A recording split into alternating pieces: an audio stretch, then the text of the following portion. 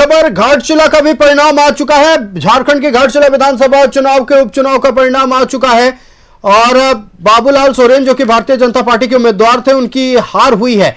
घाटशिला से सोमेश चंद्र सोरेन, स्वर्गीय रामदास सोरेन के पुत्र की जीत हुई है। इस वक्त की बड़ी खबर आपको बता रहे हैं। और यहाँ भी टक्कर देखने को मिला था आयुष, लेकिन अब नतीजे जो है वो साफ हो चुके हैं। यहाँ पर पूरी तरीके से जेएमएम के उम्मीदवार घाटशिला से सोमेश सोरेन ने जीत दर्ज कर ली है और बीजेपी जो दूसरे नंबर पर रही और बाबूलाल सोरेन बीजेपी से दूसरे नंबर पर है, उन्होंने जीत दर्ज नहीं की, वो हार चुके हैं। निश्चित तौर पर घाटशिला विधानसभा उपचुनाव को लेकर भी सबकी नजरें झारखंड पर टिकी हुई थी और झारखंड मुक्ति मोर्चा के प्रत्याशी सोमेश चंद्र सोरेन को प्रचंड जीत मिली है।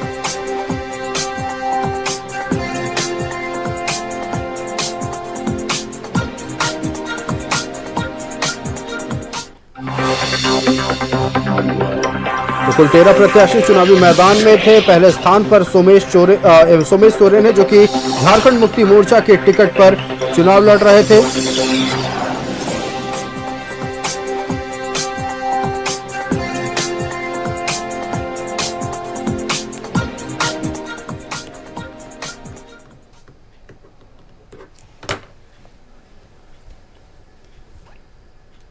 और सीधे आपको लिए चलते हैं पटना, जहां पर से हमारे सहयोगी मनोज हमारे साथ लगातार बने हुए और पल पल की अपडेट्स दे रहे हैं। मनोज, क्या कुछ वहां पर अब माहौल देखा जा रहा है? कितना जश्न अब शाम ढलने के और अब नतीजे बिल्कुल साफ नजर आ रहे हैं। बस कुछ ही देर में औपचारिक ऐलान भी हो जाएगा, बस कुछ राउंड की काउंटिंग जो है वो बाकी है। देखिए, निश्चित तौर पे ज्यादा नहीं, सिर्फ औपचारिकताएं कहें तो औपचारिकताएं बाकी हैं, क्योंकि एनडीए प्रचंड बहुमत की तरफ है और प्रचंड जीत हासिल कर ली है एनडीए ने।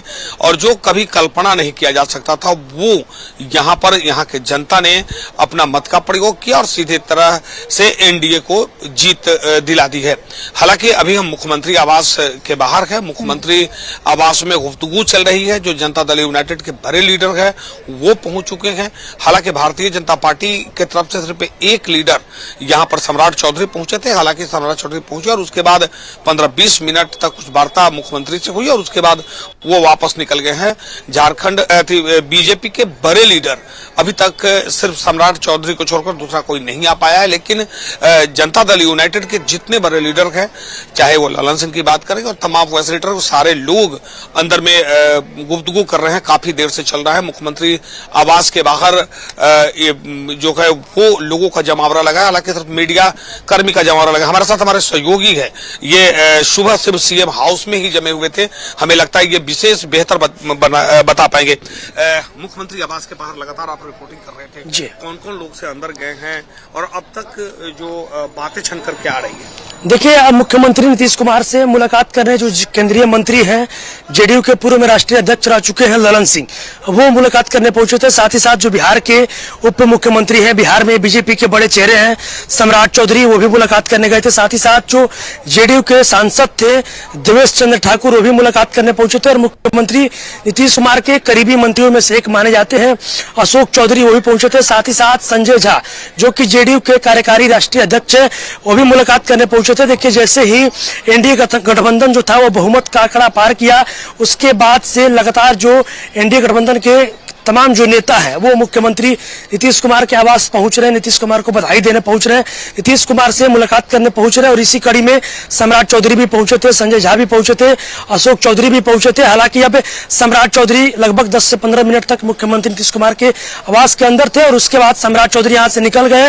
लेकिन जो अशोक चौधरी हैं, ललन सिंह हैं और साथ ही साथ संजय झा है, वो जो तीनों जेडीयू के बड़े नेता हैं, वो तमाम लोगों की एक तरह से कहा जाए तो मुख्यमंत्री नीतीश कुमार के साथ जो सीक्रेट मीटिंग है वो काफी लंबे समय से चल रही है। लेकिन निश्चित तौर पे यह भी मुख्यमंत्री के साथ, क्योंकि अभी एनडीए की बात करते हैं, भारतीय जनता पार्टी एक बड़े रोल में उभर कर आई है बिहार में।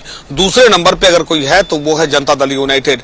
तो निश्चित तौर पे अभी मुख्यमंत्री के आवास पे जो जदयू के नेता हैं वो गुफ्तगू कर रहे हैं, जो बड़े लीडर हैं। लेकिन बीजेपी के बड़े लीडर जो सम्राट चौधरी थे वो कम से कम मिले और उन्होंने बधाई दी। बधाई देने के बाद जो एक औपचारिकताएं होती हैं, लेकिन इतना तो जरूर है कि बीजेपी के बड़े लीडर आ गए हैं। तो अब कयास लगाया जा रहा है कि जो दिल्ली में बैठे जो शीर्ष नेतृत्व है वहां से जिस तरह से लोगों को आदेश मिलेगा, उसके बाद बीजेपी के बड़े लीडर मुख्यमंत्री से जरूर मिलेंगे और तब फिर आगे की कार्रवाई जो नेता चुनना है, नेता चुनने के बाद में सरकार बनाए जाने की जो प्रक्रिया है, क्योंकि अब एनडीए के पास कुछ बचा नहीं, क्योंकि एनडीए बहुमत का आंकड़ा पार कर चुका है, बहुमत का आंकड़ा काफी पार कर चुका है।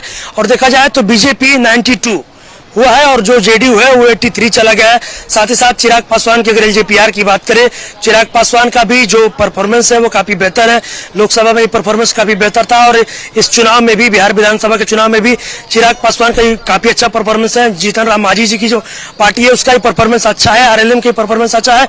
तो यूं कहे तो जो बहुमत का आंकड़ा है वो पूरी तरीके से एनडीए गठबंधन पार चुका है और जो एनडीए गठबंधन के तमाम जो घटक दलों के तमाम जो बड़े नेता हैं वो पूरी तरीके से आश्वस्त है कि अब हम लोग सरकार बनाने जा रहे हैं और सरकार बननी है एनडीए गठबंधन की ये तय भी हो चुकी है। और मुख्यमंत्री नीतीश कुमार से इसी को लेकर मुलाकात हो रही है कि कब औपचारिक ऐलान होना बाकी है और अब असली काम की शुरुआत होती है। अब असली माथापच्ची शुरू होगी, कौन डिप्टी सीएम बनेंगे। लेकिन देखिए अभी तक लगभग ये तय माना जा रहा है कि नीतीश कुमार जो है वो सीएम बनेंगे, लेकिन डिप्टी सीएम को लेकर अब बातें होंगी। अब मंत्री पद किन्हें मिलेगा उस पर बातें होंगी। निश्चित तौर पर कई मंत्रियों के साख दांव पर था और करीब करीब सभी मंत्री जीत चुके हैं और अंतिम राउंड की हालांकि काउंटिंग बची हुई एक दो जगहों पर, वो भी महज एक औपचारिकता है। उसके बाद जो है सर्टिफिकेट तमाम प्रत्याशियों को दिया जाएगा, लेकिन अब असली मंथन की शुरुआत होगी। आप बने रहिएगा मनोज हमारे साथ और पल पल की अपडेट आपके जरिए हम दर्शकों तक पहुंचाते रहेंगे।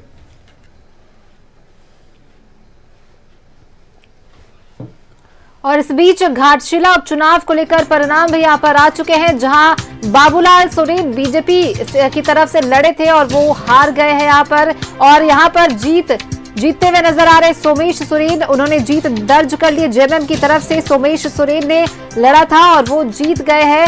घाटशिला उपचुनाव के परिणाम भी यहाँ पर आ चुके हैं।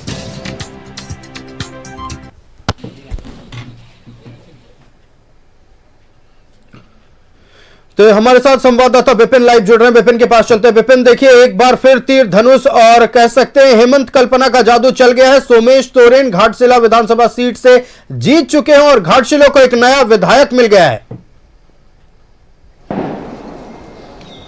जी बिल्कुल, जिस तरीके से जो शुरुआती पहले चरण की गन्ना से ही सोमेश सोरेन ने बढ़त बनाई थी और उसके बाद अब जब गन्ना कंप्लीट हो गई है तो 38,524 वोट से सोमेश सोरेन ने घाटशिला की ये लड़ाई जीत ली है। सोमेश सोरेन को कुल 1,04,794 मत प्राप्त हुए हैं। वहीं अगर बात बीजेपी उम्मीदवार की करें तो बीजेपी को 66,270 वोट मिला है।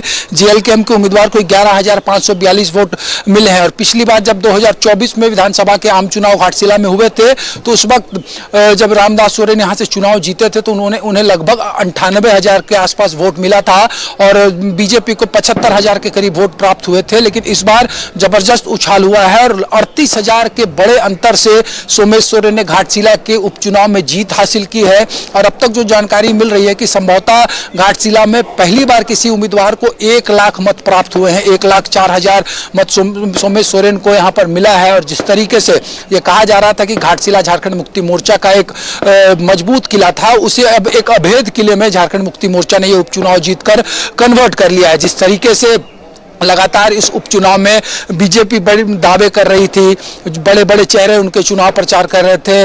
उड़ीसा के मुख्यमंत्री को भी उतारा गया था, लेकिन यहां से मुख्यमंत्री हेमंत सोरेन, उनके कैबिनेट के साथी, झारखंड मुक्ति मोर्चा के कार्यकर्ता और जो विधायक सांसद हैं गठबंधन के, वो तमाम लोग यहां पर लगे थे।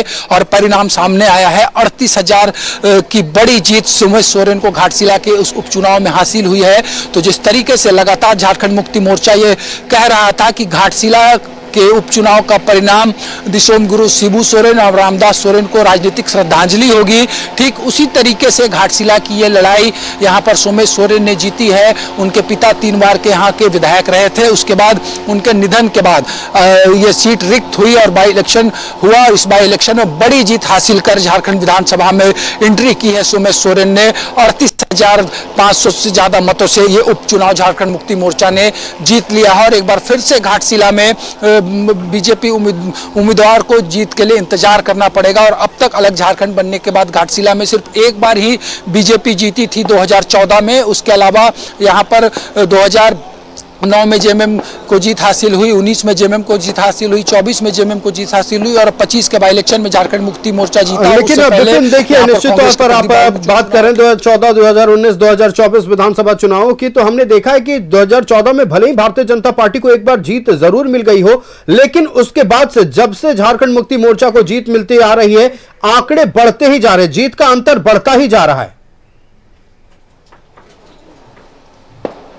जी बिल्कुल, पिछली बार अगर बात करें तो 22,500 वोट से आम चुनाव 2024 के घाटशिला में झारखंड मुक्ति मोर्चा ने जीता था। इस बार ये अंतर बढ़कर 38,000 हो गया है, लगभग 16,000 ज्यादा अंतर रहा है इस बार का। और पिछली बार की तुलना में वोट भी काफी बड़े हैं यहाँ पर झारखंड मुक्ति मोर्चा के, और 1 लाख पार यहाँ पर आंकड़ा हो चुका है सोमेश सोरेन का। एक बड़ी जीत है, जिस तरीके से ये जीत हासिल हुई है उसे हम ये कह सकते हैं कि लगातार जो ये कहा जा रहा है कि झारखंड मुक्ति मोर्चा का ये दावा रहा है या फिर मुख्यमंत्री ये कहते आए हैं कि हम अपने काम से राज्य को आगे बढ़ा रहे हैं और राज्य की जनता का साथ मिल रहा है, तो वो साथ अगर 1 साल के बाद कोई बाई इलेक्शन में इस तरीके से मिलता है तो जाहिर सी बात है कि यहाँ पर जो सत्तारूढ़ गठबंधन है वो उत्साहित होगा ही, क्योंकि ये जीत कई तरह के इसके राजनीतिक मायने भी हैं। कई तरह की अटकलें लगाई जा रही थी, दावे लगातार झारखंड मुक्ति मोर्चा के खिलाफ बीजेपी कर रही थी, लेकिन इस उपचुनाव ने यह दिखा दिया है कि आज भी झारखंड मुक्ति मोर्चा का अभेद किला जो था वो अभेद किला बरकरार है घाटशिला में। और एक बड़ी जीत यहाँ पर घाटशिला से सोमेश सोरेन ने 38,500 वोटों से हासिल की है। निश्चित तौर पर विपिन, आपका हमारे साथ जुड़ने के लिए और तमाम जानकारियां दर्शकों तक पहुंचाने के लिए बहुत धन्यवाद। तो घाटशिला विधानसभा उपचुनाव में झारखंड मुक्ति मोर्चा की एक बार फिर जीत हुई है और एक बार फिर झारखंड मुक्ति मोर्चा का जादू चला है, कल्पना हेमंत का जादू चला है, लेकिन इस बार घाटशिला को नया विधायक मिला है। रिचितवी, बिल्कुल, तो अपना घाटशिला को अपना नया विधायक जो है वो मिल चुका है। उपचुनाव में जेएमएम ने यहाँ पर बाजी मार ली है, बाबूलाल सोरेन को हराते हुए यहाँ पर सोमेश सोरेन ने जीत दर्ज की है। घाटशिला उपचुनाव पर भी सभी की नजरें जो है वो टिकी हुई थी, यहाँ पर कौन जीता है इस पर सभी की निगाहें टिकी हुई थी और अब नतीजे जो है वो साफ हो चुके हैं। औपचारिक ऐलान बस बाकी है। घाटशिला उपचुनाव में जेएमएम ने यहाँ पर बाजी मार ली है। तो देखिए, घाटशिला विधानसभा उपचुनाव के परिणाम सामने आ चुके हैं। जीत घोषित हो गई है सोमेश सोरेन की। इस वक्त की बड़ी खबर, झारखंड मुक्ति मोर्चा के टिकट पर चुनाव लड़ने वाले सोमेश सोरेन विजयी घोषित हुए हैं। 38,000 से ज्यादा वोटों से सोमेश सोरेन ने घाटशिला का रण जीत लिया है। बिल्कुल, तो रण यहाँ पर जीत लिया है सोमेश सोरेन ने। जेएमएम की सीट पर वो लड़कर जीत चुके हैं, जहां उन्हें सिंपैथी वोट भी कह सकते हैं कि मिला है। स्वर्गीय रामदास सोरेन के पुत्र हैं सोमेश सोरेन, जिन्होंने जेएमएम के टिकट पर लड़ा था और जीत दर्ज की है।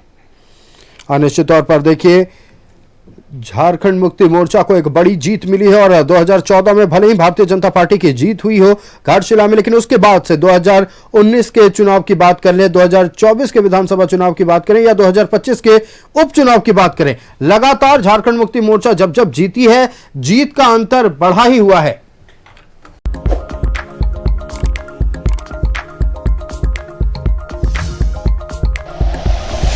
Like and share videos, subscribe करें हमारा चैनल और प्रेस करें बेल आइकॉन। न्यूज़ 11 भारत, सच है तो दिखेगा।